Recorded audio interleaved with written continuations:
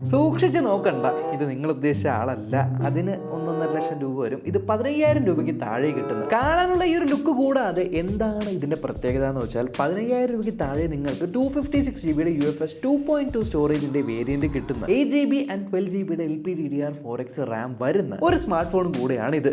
ഇതാണ് ബോക്സിനകത്ത് ഫോണിലിടാവുന്ന കേസ്, 18 വാട്ടിന്റെ ഒരു charger, type A to type C cable, കുറച്ച് ഡോക്യുമെന്റേഷൻസ്. ഇതിനെ ഒറ്റ നോട്ടത്തിൽ ഏതാണ് കളർ എന്ന് പറയാൻ പറ്റില്ല. ഇതിനെ ഒരു മൾട്ടി ഗ്രേഡിയന്റ് ഡിസൈൻ എന്നാണ് പറയുന്നത്. ഈ കളറിന്റെ പേര് പാം ബ്ലൂ. ഒരു മാറ്റ് ഫിനിഷിലാണ് വരുന്നത്. ആൻഡ് ഡിവൈസിന്റെ സൈഡ്സ് ശരിക്കും ഒരു ക്രോം ഫിനിഷ് കൊടുത്തിട്ടുണ്ട്. താഴെയായിട്ട് speakers, type C port, microphone and 3.5mm headphone Jack. മുകളിലായിട്ട് രണ്ടാമത്തെ സ്പീക്കറും ഉണ്ട്. യെസ്, ഇതിനകത്ത് നിങ്ങൾക്ക് ഡ്യുവൽ സ്റ്റീരിയോ സ്പീക്കേഴ്സ് കിട്ടുന്നുണ്ട്. സൈഡിലായിട്ട് വോളിയം ബട്ടൺ, പവർ ബട്ടൺ, ഇതിൽ തന്നെയാണ് ഫിംഗർ പ്രിന്റ് സെൻസറും. ആൻഡ് ഈ സൈഡിലായിട്ട് സിം ട്രേ ഉണ്ട്. ഇതിനകത്ത് നിങ്ങൾക്ക് 2 സിം ആൻഡ് ഒരു memory card at A time ഇടാൻ പറ്റും. ഫോണിൽ ഒരു 6.78 ഇഞ്ചിന്റെ 120 ഹെർട്സിന്റെ റിഫ്രഷ് റേറ്റ് ഉള്ള ഒരു ഫുൾ HD പ്ലസ് ആയിട്ടുള്ള LCD ഡിസ്പ്ലേ ആണ് വരുന്നത്. Yes, LCD punch whole display. ഇതിൽ നിങ്ങൾക്ക് 60 ഹെർട്സ്, 90 ഹെർട്സ്, 120 ഹെർട്സ് എന്നിങ്ങനെ വേരിയബിൾ റിഫ്രഷ് റേറ്റും കിട്ടും. അതേപോലെ ഡൈനാമിക് പോർട്ട് ഉണ്ട്. യെസ്, ഈ കാണുന്ന ഡൈനാമിക് ഐലൻഡിനെ ഒരു ഡൈനാമിക് പോർട്ട് എന്ന് വിളിക്കുന്നു. അത് നമ്മൾ ഫേസ് അൺലോക്ക് ചെയ്യുമ്പോൾ, ചാർജ് ചെയ്യുമ്പോൾ ഒക്കെ ഇവിടെ കാണിക്കും. ഒരേ ഒരു കാര്യം എനിക്ക് പറയാനുള്ളത്, ഈ ഡിവൈസിന്റെ ബ്രൈറ്റ്നസ് ആണ്. മാക്സിമം ബ്രൈറ്റ്നസ് വരുന്നത് 500 നിറ്റ്സ് ആണ്.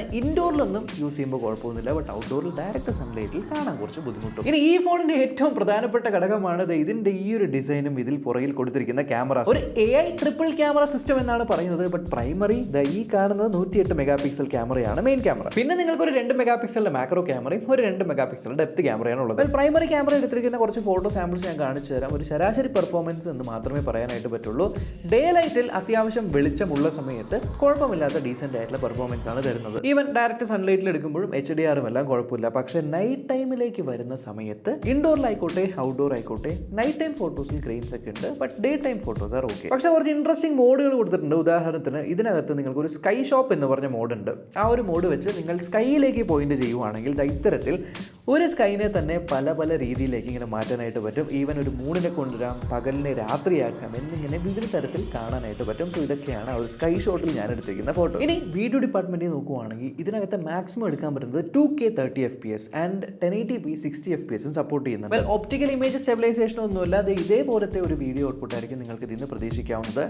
Again day time videos are okay, but night time videos നിങ്ങൾ പ്രതീക്ഷിക്കേണ്ട. പക്ഷേ വീഡിയോ ഡിപ്പാർട്ട്മെന്റിൽ ഇവിടെയായിട്ട് നിങ്ങൾക്ക് ഫിലിം എന്ന് പറഞ്ഞൊരു മോഡ് കിട്ടും. ഈ ഒരു മോഡിനകത്ത് പല പ്രീസെറ്റ് ആയിട്ടുള്ള കാര്യങ്ങൾ ഉണ്ടാവും. നിങ്ങൾക്ക് ആ ഒരു സാധനം വെച്ച് ആ ഒരു കളർ ഫിൽറ്റർ ഒക്കെ വെച്ചിട്ട് നിങ്ങൾക്ക് വീഡിയോസ് ഷൂട്ട് ചെയ്യാനായിട്ട് പറ്റും. ഇനി ഡിവൈസിന്റെ ഫ്രണ്ടിലായിട്ട് നിങ്ങൾക്ക് 8 മെഗാ പിക്സൽ ഒരു ക്യാമറയാണ് വരുന്നത്. ആൻഡ് 8 മെഗാ പിക്സൽ ക്യാമറയിൽ എടുത്തിരിക്കുന്ന സെൽഫി ഫോട്ടോ സാമ്പിൾസ് ഞാൻ കാണിച്ചു തരാം. Day time photos are okay, night time photos as usual ഞാൻ പറഞ്ഞതുപോലെ. ഫ്രണ്ടിലും നിങ്ങൾക്ക് 2K 30 FPS വെച്ച് ഷൂട്ട് ചെയ്യാനായിട്ട് പറ്റും. ഇതാണ് ഒരു വീഡിയോ സാമ്പിൾ. ഇതിനകത്ത് MediaTek Dimensity 6300 എന്ന് പറയുന്ന ഒരു 5G ചിപ്സെറ്റ് ആണ്. ഏകദേശം ഒരു 3.9 ഒരു 4 ലാഖിന്റെ ഒരു AnTuTu സ്കോർ ആണ് വരുന്നത്. അതിൽ ഒരു കാര്യം പറയാം, ഇപ്പോൾ നമ്മൾ കണ്ടുവരുന്ന ട്രെൻഡ് ഈവൻ ഒരു 20,000 25,000 ഒക്കെ സ്പെൻഡ് ചെയ്യുന്ന ഫോണുകളിലും ഇതേമാതിരി 4 ലാഖ് പെർഫോമൻസ് തരുന്ന ചിപ്സെറ്റുകൾ തരുന്നുണ്ട്. സോ ഡെഫിനറ്റ്ലി ഈ ഒരു 15K ബിലോ ഉള്ള പ്രൈസ് പോയിന്റിൽ 4 ലാഖ് ഇസ് എ ഡീസെന്റ്. എന്തായാലും ചെറുകിട ഗെയിമുകൾ മാത്രമേ നമ്മൾക്ക് ഈ ഒരു ഇതിൽ കളിക്കാൻ പറ്റുള്ളൂ. And day to day performance നമ്മൾ നോക്കുവാണെങ്കിൽ വലിയ ലാഗും ഗ്ലിച്ചും കാര്യങ്ങളൊന്നുമില്ല. എല്ലാം സ്മൂത്ത് ആയിട്ട് തന്നെയാണ് ഓടുന്നത്. എന്തായാലും ഡിവൈസിൽ നിങ്ങൾക്ക് 5000 mAh ഒരു ബാറ്ററിയാണ് വരുന്നത്. ആൻഡ് 18 വാട്ടിന്റെ ഫാസ്റ്റ് ചാർജിംഗ് ആണ് സപ്പോർട്ട് ചെയ്യുന്നത്. യെസ്, ചാർജർ ഇൻബോക്സ് നമുക്ക് ലഭിക്കുന്നുണ്ട്. അതേപോലെ വയേർഡ് റിവേഴ്സ് ചാർജിംഗും ഉണ്ട്. സോ നിങ്ങൾക്ക് type C to type C cable ഉണ്ടെങ്കിൽ ഇതിൽ കുത്തിയിട്ട് വേറെ ഫോണിൽ കുത്തി കഴിഞ്ഞാൽ ഇതിൽ നിന്ന് ആ ഫോൺ ഇതിനൊരു പവർ ബാങ്ക് പോലെയൊക്കെ യൂസ് ചെയ്യാം. ഇതിൽ പിന്നെ പ്രീ അപ്ലൈഡ് ആയിട്ടൊരു സ്ക്രീൻ പ്രൊട്ടക്ടർ ഉണ്ട്. പക്ഷേ അത് ഒരുമാതിരി ഡ്രോപ്പ് നോച്ച് പോലത്തെ സ്ക്രീൻ പ്രൊട്ടക്ടർ ആണ്. സോ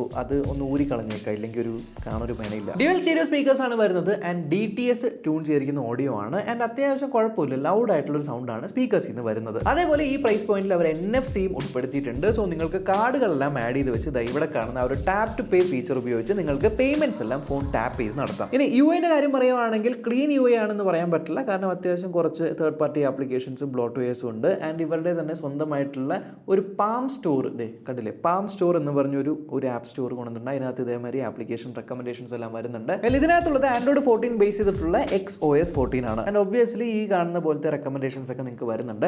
ഇതിനകത്തുള്ള കുറച്ച് AI ഫീച്ചേഴ്സ് എന്ന് പറയുവാണെങ്കിൽ AI വാൾപേപ്പർ ജനറേഷൻ ഉണ്ട്. നിങ്ങൾ സെറ്റിംഗ്സിൽ പേഴ്സണലൈസേഷൻ പോയി കഴിഞ്ഞാൽ ഇവിടെ AI വാൾപേപ്പർ ജനറേഷൻ ഉണ്ടാവും. ഇതിനകത്ത് നിങ്ങൾക്ക് എന്ത് ടൈപ്പ് ഓഫ് വാൾപേപ്പർ ആണ് വേണ്ടത് എന്ന് ജസ്റ്റ് ടൈപ്പ് ചെയ്ത് കൊടുക്കുക. സോ ഞാൻ ഒരു car running through the middle of the sea എന്ന് കൊടുത്തിട്ടുണ്ട്. ആൻഡ് ഇവിടെ താഴെ ജനറേറ്റ് എന്ന് പറയുന്ന ബട്ടൺ അമർത്തുന്നുണ്ട്. സോ നമുക്ക് നോക്കാം എന്ത് ടൈപ്പ് ഓഫ് വാൾപേപ്പർ ആണ് ഇത് ജനറേറ്റ് ചെയ്ത് തരുന്നതെന്ന്.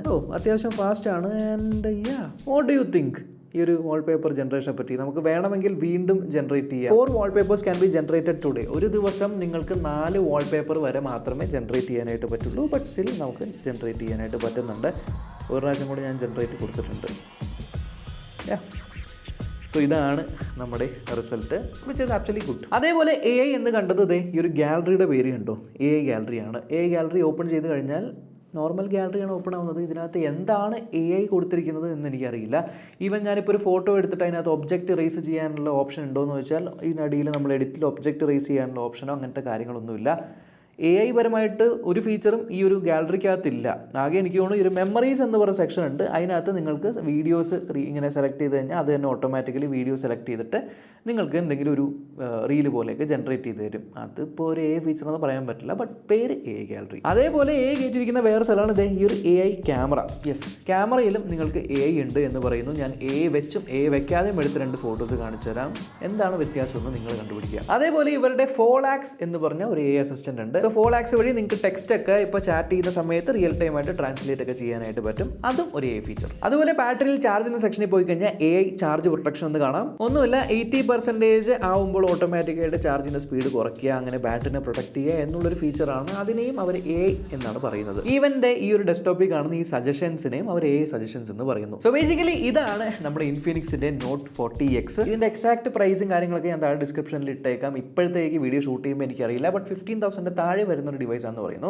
സോ 15,000 താഴെ നിങ്ങൾക്കൊരു 12 GB റാമും 256 GB സ്റ്റോറേജ് ഉള്ള ഒരു ഫോൺ വേണമെങ്കിൽ നിങ്ങൾക്ക് നോക്കാം. ബട്ട് LCD ഡിസ്പ്ലേ ആണ്. ആൻഡ് ഇതാണ് ഇതിൻ്റെ UI. ക്യാമറ പെർഫോമൻസ് നിങ്ങൾ കണ്ടതാണ്. സോ അത്തരത്തിലുള്ള വിട്ടുവീഴ്ചകളെല്ലാം വരുത്താൻ ഓക്കെയാണ് എന്നുണ്ടെങ്കിൽ ഒരു നല്ലൊരു ഫോണാണ് ഈ ഒരു ഇൻഫിനിക്സിൻ്റെ Note 40X. നിങ്ങൾക്ക് എന്താണ് ഇതിനെക്കുറിച്ച് തോന്നുന്നത് ജസ്റ്റ് കമൻറ്റിലൂടെ അറിയിക്കുക. അടുത്തൊരു വീഡിയോ കാണാം. ബൈ.